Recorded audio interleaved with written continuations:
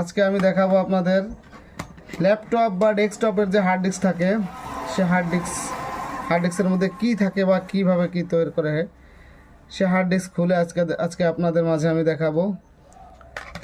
আমি শুরু করি আমার ভিডিও। স্টপ।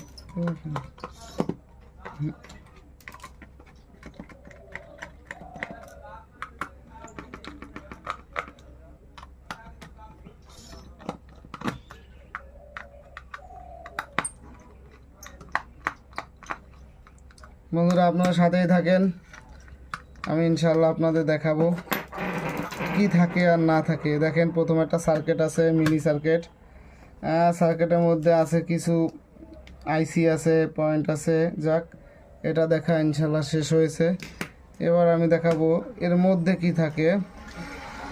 জাদুর বাক্স থাকে, জাদুর বাক্স। দেখেন বন্ধুরা, শুধু একটা গ্লাস, এই গ্লাসটা যখন এই দেখেন বন্ধুরা, আমি বাইর করে ফেলছি। এইটা থাকে, এইটা হচ্ছে মূলত হার্ড ডিস্ক।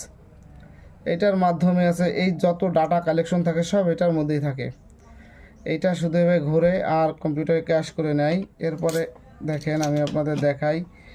এইটা হচ্ছে মেন উদ্দেশ্য। এইটা আছে যে যে যে লজেনটা থাকে, এটাই সব ক্র্যাশ করে নিয়ে এখান থেকে এই সার্কিটের মাধ্যমে কম্পিউটার বা ডেস্কটপে